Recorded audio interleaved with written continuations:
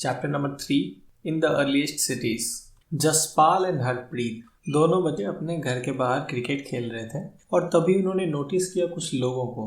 वो लोग एक पुराने बिल्डिंग को बहुत एडमायर कर रहे थे, मतलब बहुत प्रशंसा कर रहे थे उस बिल्डिंग की। बच्चे उस बिल्डिंग को हॉन्टेड हाउस के नाम से बुलाते थे, मतलब भूतिया घर वो बोलते थे उसको। उन लोगों में से एक आदमी कहता है, इसके आर्किटेक्चर को देखो। आर्किटेक्चर का मतलब है वास्तुकला, आसान शब्दों में कहें तो उसके डिजाइन को देखने को बोल रहा था। दूसरा आदमी कहता है वुड कार्विंग को देखने के लिए। वुड कार्विंग का मतलब है लकड़ी पे जो डिजाइन बने हुए थे। वो लोग आपस में बात कर रहे थे कि उनको मिनिस्टर को इसके बारे में लिखना चाहिए ताकि वो कुछ अरेंजमेंट करे उसको रिपेयर करने के लिए और प्रिजर्व करने के लिए। यहाँ बच्चे उनकी बातें सुन रहे थे। वो सोच रहे थे कि ऐसे खंडर जैसे घर में किसी को क्यों इंटरेस्ट आएगा। इस क्यों का जवाब ये है, अक्सर ऐसा होता है कि पुरानी बिल्डिंग्स अपने अंदर एक कहानी समेटे हुए रहती है। वो एक कहानी बता रही होती है आपको। लगभग 150 साल पुरानी बात है। पंजाब में उस टाइम पहली बार रेलवे लाइन बिछाया जा रहा था और इंजीनियर्स को हड़प्पा की एक साइट मिलती है जो कि अभी प्रेजेंट डे पाकिस्तान में है। उन्हें लगता है कि ये बस पुरानी बिल्डिंग्स हैं। अब क्योंकि वहाँ बहुत सारी बिल्डिंग्स थी जिसमें हाई क्वालिटी की ईंटों का यूज़ किया हुआ था, तो इंजीनियर्स वहाँ से हजारों ईंट ले आए और उसका यूज़ कर लिया रेलवे लाइन बनाने में। बहुत सारी बिल्डिंग्स को उन्होंने पूरी तरह से बर्बाद कर दिया। उसके लगभग 80 साल के बाद आर्कियोलॉजिस्ट को वो साइट मिलती है और फिर पता चलता है कि ये तो कॉन्टिनेंट के सबसे पुराने शहरों में से एक है। अब क्योंकि हड़प्पा को सबसे पहले डिस्कवर किया गया था, तो इसके बाद जितने भी सिटीज़ को डिस्कवर किया गया जिसमें सिमिलर आर्किटेक्चर थे, उन सारे आर्किटेक्चर को हड़प्पन्स के नाम से ही जानते हैं अभी हम लोग। ये जो सिटीज़ हैं वो डेवलप हुई थी 4700 ईयर्स एगो, लगभग 5000 साल पहले आप कह सकते हैं। क्या स्पेशल था इन सिटीज़ में? इनमें से बहुत सारे सिटीज़ 2 या उससे ज़्यादा पार्ट में डिवाइडेड होते थे और वेस्ट का पार्ट मतलब पश्चिम का पार्ट छोटा होता था लेकिन ऊंचा होता था। आर्कियोलॉजिस्ट्स इसको डिस्क्राइब करते हैं एज ए सिटाडेल, जिसका कि मतलब होता है गढ़। और जनरली जो ईस्ट का पार्ट होता था, मतलब जो पूरब का पार्ट होता था, वो बड़ा होता था लेकिन नीचे लेवल पे होता था। उसको लोअर टाउन भी कहा गया है। जो वहाँ के वॉल्स थे वो पके हुए ईंटों के बने हुए थे और वो इतनी अच्छी क्वालिटी के थे कि हजारों साल के बाद भी बचे हुए थे। ब्रिक्स इस तरह से बिछाए गए थे कि वो इंटरलॉक हो गए थे, मतलब एक दूसरे में फंस गए थे। इससे वॉल्स और ज़्यादा स्ट्रांग बनते हैं। कुछ सिटीज़ में बिल्डिंग सिटाडेल के ऊपर बनाया गया था, मतलब गढ़ के ऊपर जो ऊंचाई वाला पार्ट था उसके ऊपर बनाए गए थे बिल्डिंग्स। इसका एक एग्जाम्पल है मोहनजोदारो। मोहनजोदारो में एक स्पेशल टैंक है जिसको कि आर्कियोलॉजिस्ट्स द ग्रेट बाथ के नाम से बुलाते हैं। इसमें ईंटों को एक लाइन से लगाया गया था प्लास्टर की मदद से और इसको वाटर टाइट किया गया था नेचुरल टार की मदद से। उस टैंक में अंदर जाने के लिए 2 साइड से सीढ़ियाँ थी और उसके चारों साइड रूम बने हुए थे, जिसका शायद मतलब ये है कि पानी किसी कुएं से लाया जाता होगा और फिर यूज़ के बाद उसको किसी नाले से बहा दिया जाता होगा। शायद किसी स्पेशल ओकेजन्स पे लोग इसमें डुबकियाँ लगाने आते होंगे। अदर सिटीज़ की बात करें जैसे कि कालीबंगन और लोथल, वहाँ फायर अल्टार्स था जिसका मतलब है यज्ञ वेदी या अग्नि वेदी। शायद वहाँ सेक्रीफाइसेस दिए जाते होंगे। और मोहनजोदारो, हड़प्पा और लोथल जैसे सिटीज़ में स्टोर हाउस मिले हैं। जनरली घर 1 या 2 मंजिल के होते थे। रूम्स को आंगन के चारों ओर बनाए जाते थे। बहुत सारे घरों में नहाने के लिए एक अलग से एरिया होता था। कुछ घरों में अपने कुएं होते थे पानी के सप्लाई के लिए। इनमें से बहुत सारे सिटीज़ में ढके हुए नाले थे और नालों में स्लोप्स भी थे। स्लोप्स का मतलब है ढलान। अब नाले में स्लोप्स होंगे तो पानी आसानी से बह सकेगा। और जो छोटी नालियाँ थी घरों से निकल के वो सब बड़े नाले में जाके मिल जाते थे। बहुत सारे घरों में भी नालियाँ थी। अब क्योंकि नाले ढके हुए थे तो उसमें कुछ होल्स भी बनाए हुए थे साफ सफाई के लिए। और ये तीनों चीज़ें, हाउसेस, ड्रेन्स एंड स्ट्रीट्स, मतलब घर, नाले और रोड, ये सभी प्लान की गई होंगी और एक ही टाइम में बनाया गया होगा इन तीनों को। कैसी होती होंगी हड़प्पा जैसे एक सिटी की लाइफ? हड़प्पन सिटीज़ बहुत ही बिजी प्लेसेस में से एक होंगे। वहाँ लोग थे जो स्पेशल बिल्डिंग्स के कंस्ट्रक्शन के लिए प्लान करते थे। वो लोग शायद वहाँ के राजा रहे होंगे। वो लोग जो वहाँ रूल करते थे वो अपने लोगों को बहुत ही दूर भेज देते थे मेटल्स और प्रीशियस स्टोन्स लेके आने के लिए जो उनको चाहिए। उनको सोने चांदी और मोतियों से बने हुए गहने पसंद आए होंगे और उन्होंने रखे होंगे। वहाँ स्क्राइब्स भी होते थे। स्क्राइब्स का मतलब है लेखक, राइटर्स, जो लिखना जानते थे। ये लोग सील बनाने में मदद करते थे। सील का मतलब होता है मुहर, और आप शायद इसको स्टाम्प के नाम से जानते होंगे। इन लोगों ने शायद और भी चीज़ें लिखी होंगी जो कि अभी तक सरवाइव नहीं कर पाई। और भी वहाँ पे कुछ लोग थे जो क्राफ्ट्स बनाते थे। कुछ लोग अपने घरों में बनाते थे और कुछ लोगों के वर्कशॉप्स थे इसके। लोग बहुत दूर तक ट्रैवल करते थे और वहाँ से रॉ मटेरियल्स लेके आते थे और शायद कुछ कहानियाँ भी लेके आते थे। कुछ टेराकोटा के टॉयज़ मिले हैं। टेराकोटा एक मटेरियल है, शायद बच्चे खेलते होंगे इससे। बहुत सी चीज़ें जो आर्कियोलॉजिस्ट को हड़प्पा में मिली है स्टोन से बनी हुई है, सेल से बनी हुई है और मेटल से बनी हुई है, जिसमें कि copper, bronze, gold and silver का यूज़ है। कॉपर और ब्रॉन्ज का यूज़ किया जाता था tools, weapons, ornaments and vessels बनाने के लिए। गोल्ड एंड सिल्वर का यूज़ किया जाता था ऑर्नामेंट्स एंड वेसल्स बनाने के लिए। यहाँ जो गौर करने वाली बात है वो है यहाँ बीड्स का मिलना। बीड्स मतलब वो जो बीड्स की माला होती है और लोग उसको चैंट करते रहते हैं। बीड्स का हिंदी में मतलब होता है मन का। वहाँ वेट्स भी मिले हैं। वेट्स मतलब जो तौलने के लिए यूज़ होता है वो वेट्स मिले हैं वहाँ पे, और ब्लेड्स भी मिले हैं वहाँ। हड़प्पन्स स्टोन के भी सील्स बनाते थे जो कि जनरली रेक्टेंगुलर होते थे और उस पे जानवरों के फिगर्स बने होते थे। हड़प्पन्स पॉट्स भी बनाते थे ब्यूटीफुल ब्लैक डिज़ाइंस के। कॉटन को प्रोबेबली 7000 साल पहले मेहरगढ़ में उगाया गया था।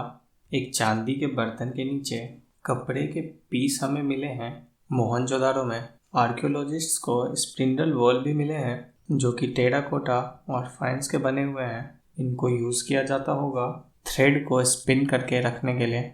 बहुत सारी ऐसी भी चीज़ें मिली है जिसको शायद स्पेशलिस्ट ने बनाया होगा। स्पेशलिस्ट इस तरह का एक व्यक्ति होता है जो कि किसी एक काम को करने में माहिर होता है, जैसे कि पत्थर काटने में, पॉलिश करने में बीड्स को, या फिर सील्स बनाने में। हमें वहाँ ये नहीं पता है स्पेशलिस्ट में बस मेन होते थे या वुमेन भी होती थी। कुछ भी बनाने के लिए इनको रॉ मटेरियल्स की ज़रूरत पड़ती थी। रॉ मटेरियल्स क्या होता है? रॉ मटेरियल्स ऐसी चीज़ें होती हैं जो कि नेचुरली भी मिल सकती हैं या फिर किसी ने रॉ मटेरियल तैयार किया हो उससे हम ले सकते हैं। एग्जाम्पल के लिए अगर हम समझेंगे तो जो लकड़ियां हैं वो हमें नेचुरली मिल जाती हैं। जिन मेटल्स की ज़रूरत है ऑर्नामेंट्स और बाकी चीज़ों को बनाने के लिए वो भी हमें नेचुरली मिल सकती हैं। लेकिन जैसे कपड़े को बनाने के लिए कॉटन जैसे रॉ मटेरियल की ज़रूरत पड़ती है तो कॉटन हमें किसानों से लेके आना होगा। हड़प्पन्स को जिन रॉ मटेरियल्स की ज़रूरत थी उनमें से कुछ रॉ मटेरियल तो लोकली अवेलेबल थे, लेकिन कुछ चीज़ों के लिए उन्हें बहुत दूर तक जाना पड़ता था, जैसे कि कॉपर, गोल्ड, सिल्वर और कुछ कीमती पत्थर। ये सब किसी दूर जगह से लाना पड़ता था। हड़प्पन शायद कॉपर को प्रेजेंट डे राजस्थान से लेके आते होंगे या फिर ओमान से लेके आते होंगे जो कि अभी वेस्ट एशिया में है। टिन को कॉपर के साथ मिला के ब्रॉन्ज को बनाया जाता था। इसको शायद वो लोग प्रेजेंट डे अफगानिस्तान और ईरान से लेके आते होंगे, और गोल्ड को शायद प्रेजेंट डे कर्नाटका से लेके आते होंगे, और जो कीमती पत्थरों का वो लोग यूज़ करते थे वो शायद प्रेजेंट डे गुजरात, ईरान और अफगानिस्तान से लाते होंगे। ऐसे सिटीज़ में लोग क्या खाते होंगे? जबकि कई लोग शहरों में रहते थे, बाकी लोग अभी भी गाँवों में रहते थे जो लोग खेती करते थे और जानवरों को पालते थे। ये फार्मर्स एंड हर्डर्स मतलब किसान और पशुपालक, ये लोग ही खाना का सप्लाई करते थे craft persons, scribes and rulers को सिटीज़ में। प्लांट्स के रिमेन से पता चलता है हड़प्पन्स जो चीज़ें उगाते थे उसमें थी wheat, barley, pulses, peas, rice, sesame, linseed and mustard. मिट्टी खोदने के लिए और सीड्स को बोने के लिए एक टूल का यूज़ किया जाता था जिसको प्लाव कहते हैं, हिंदी में इसका नाम है हल। वो शायद लकड़ियों के बने होते होंगे क्योंकि अभी तक तो सरवाइव नहीं कर पाए वो, लेकिन उनके टॉय मॉडल्स मिले हैं। अब क्योंकि यहाँ हेवी रेनफॉल नहीं होता था तो कुछ इरिगेशन सिस्टम ज़रूर यूज़ किया गया होगा। वाटर को कहीं स्टोर किया जाता होगा और फिर उसे खेतों में सप्लाई कर दिया जाता होगा जब प्लांट ग्रो कर रहे होते हैं। हड़प्पन्स जानवर को भी पालते थे, जैसे कि कैटल्स, सीप्स, गोट्स एंड बफेलो। तो वाटर और पास्चर भी अवेलेबल होगा। पास्चर उस घास को कहते हैं जिसको जानवरों को खिलाया जाता है। सूखे गर्मी के मौसम में शायद जानवरों को लेके दूर तक ट्रैवल किया जाता होगा घास और पानी के लिए। वो लोग कुछ फ्रूट्स को भी इकट्ठा करते थे, जैसे कि बेर, मछलियाँ पकड़ते थे और जानवरों को भी कभी मारते थे, जैसे कि एंटेलोप। एंटेलोप हिरन जैसे जानवर को कहा जाता है। हम लोग एक और हड़प्पन टाउन के बारे में बात कर लेते हैं जो कि गुजरात में है। इसका नाम है धोलावीरा, जो कि खादीर बेट के ऊपर है, रन ऑफ कच्छ में, जहाँ साफ पानी और उपजाऊ जमीन थी। बाकी हड़प्पन सिटीज़ जहाँ 2 पार्ट में डिवाइडेड थे, धोलावीरा 3 पार्ट में डिवाइडेड है। तीनों पार्ट बड़े बड़े स्टोन वॉल से सराउंडेड हैं और एंट्रेंस के लिए गेटवेज है। वहाँ एक बड़ा खुला मैदान भी है, शायद वहाँ पब्लिक सेरेमनीज होती होंगी। कुछ और चीज़ें जो मिली हैं उसमें वाइट स्टोन से बने हुए लेटर्स जो कि हड़प्पन स्क्रिप्ट में है। शायद इनको लकड़ियों के अंदर लगाया गया होगा।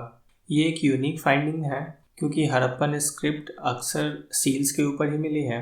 वहीं लोथल की सिटी साबरमती के एक ट्रिब्यूटरी के किनारे थी, गल्फ ऑफ कंबत के नज़दीक। अब क्योंकि ये ऐसे जगह पे सिचुएटेड था जहाँ सेमी प्रीशियस स्टोन जो थे वो इजीली अवेलेबल थे, ये एक इम्पॉर्टेंट सेंटर था पत्थरों से और सेल्स मेटल से सामान बनाने के लिए। इस सिटी में भी एक स्टोर हाउस था जहाँ बहुत सारे सील्स और सीलिंग्स मिले थे। एक बिल्डिंग मिली थी जो कि शायद वर्कशॉप रही होगी बीड्स बनाने के लिए स्टोन से। वहाँ पे पीसेज ऑफ स्टोन, आधी बनी हुई बीड्स, कुछ टूल्स बीड्स बनाने के और कुछ फिनिश्ड बीड्स, ये चीज़ें मिली थी। सील्स का यूज़ किया जाता था सामान को सेफली एक जगह से दूसरे जगह पहुँचाने के लिए। जैसे कि मान लो आप लोथल में रहते हो, ये मैं 4000 साल पहले की बात कर रहा हूँ, और आपको मोहनजोदाड़ो कुछ सामान भेजना है, तो आप क्या करोगे कि उस सामान को किसी बोरे में रख दोगे और बोरे को बांध के जो उस बोरे का ओपनिंग होगा वहाँ पे मिट्टी को गूंद के आटे की तरह लगा दोगे और उसके ऊपर अपना सील लगा दोगे। इससे क्या होगा कि आपके सील पर जो भी चीज़ें बनी होगी वो उस मिट्टी पे आ जाएंगी और जिनके पास आप सामान भेजोगे वो मेक श्योर ये कर लेंगे कि सील को रास्ते में कोई नुकसान नहीं पहुंचा है। इसका मतलब है उनका सामान सेफ है। और वो मिट्टी का टुकड़ा जो बोरे पे लगा हुआ रहता है उसी को सीलिंग कहते हैं। जब इतने बड़े बड़े शहर थे, इतने सारे लोग थे, तो आखिर ये सब खत्म कैसे हो गया? लगभग 3900 साल पहले हमें बहुत सारी चेंजेस देखने को मिलती हैं। लोगों ने ऐसे शहरों में रहना छोड़ दिया था। राइटिंग्स, सील्स और वेट्स अब कोई यूज़ नहीं कर रहा था। रॉ मटेरियल्स जो बहुत दूर से लाए जाते थे वो सब रेयर हो गया था। मोहनजोदारो के सड़कों पर कचरों का ढेर लग गया था। ड्रेनेज सिस्टम बेकार हो गए थे। नए और बेकार घर बनने स्टार्ट हो गए थे सड़कों पर। ये सब क्यों हुआ था इसके बारे में एग्जैक्टली तो कहा नहीं जा सकता, लेकिन स्कॉलर्स की अपनी अपनी राय है। कुछ लोगों का मानना है नदियाँ सूख गई थी। कुछ लोग ये कहते हैं कि ये सब डिफॉरेस्टेशन की वजह से हुआ था, मतलब ज़्यादा पेड़ काटने की वजह से, क्योंकि पेड़ों की लकड़ियों का यूज़ किया जाता था ईंटों को पकाने में और मेटल्स को उसके ओर से अलग करने के लिए भी। कुछ लोगों का ये मानना है कि घास खाने वाले जानवर सारी हरियाली खा गए। कुछ एरिया में फ्लड्स भी आए थे, लेकिन इन सब में से कोई भी कारण ये एक्सप्लेन नहीं कर पाता कि सारे सिटीज़ एक साथ क्यों ख़त्म हो गए। क्योंकि फ्लडिंग या फिर नदियों का सूख जाना, इसके इफ़ेक्ट्स तो कुछ एरियाज़ में ही है। ऐसा भी लगता है कि जो रूलर्स थे वहाँ पे उनका कंट्रोल ख़त्म हो गया था। इसके कारण कुछ भी रहे हो, लेकिन इसके इफ़ेक्ट तो साफ साफ दिखते हैं। सिंध और वेस्ट पंजाब के जो साइट्स थे वो खाली हो गए थे। बहुत सारे लोग नए जगह शिफ्ट हो गए थे, छोटे छोटे सेटलमेंट्स में, ईस्ट एंड साउथ की तरफ। इसके 1400 साल बाद वापस नए सिटीज़ बनने लगे। बात इसी टाइम की है, लगभग 5000 साल पहले इजिप्ट में उस टाइम राजा का शासन था। ये राजा अपने आर्मीज़ को भेजते थे दूसरे जगहों से चीज़ें इकट्ठा करने के लिए, जैसे कि gold, silver, timber, precious stones, इसी तरह की और चीज़ें। इन लोगों ने बड़े बड़े कब्र बनवाए हुए थे, जिसको कि हम पिरामिड के नाम से जानते हैं। जब वो लोग मरते थे तो राजा की बॉडी को इसमें प्रिजर्व करके रखा जाता था, जिसको हम लोग ममीज़ के नाम से जानते हैं। बॉडी के साथ और भी बहुत सी चीज़ें उसमें रख दी जाती थी, जिसमें खाने का सामान, कपड़े, ornaments, utensils, musical instruments, weapons, animals, हर तरह की चीज़ें होती थी। और कभी कभी तो इंसानों को भी रख दिया जाता था, जो कि उनके सर्वेंट्स होते थे। आप गूगल करके इसके बारे में और जानकारी ले सकते हैं। यहाँ हम लोग ख़त्म कर रहे हैं इस चैप्टर के पहले पार्ट को। कुछ इंपॉर्टेंट डेट्स जो आपको याद रखने हैं वो है, कॉटन कल्टीवेशन मेहरगढ़ में स्टार्ट हुआ था 7000 साल पहले। जो सिटीज़ के बनने की शुरुआत थी वो थी 4700 साल पहले, और इन सिटीज़ के ख़त्म होने की शुरुआत जो थी वो थी 3900 साल पहले। और इसके बाद जब वापस से सिटीज़ बनने स्टार्ट हुए, उसकी जो डेट है वो है 2500 साल पहले। तो चलिए मिलते हैं नेक्स्ट पार्ट में एक नई कहानी के साथ और कुछ नई जानकारी के साथ। Take care, bye bye.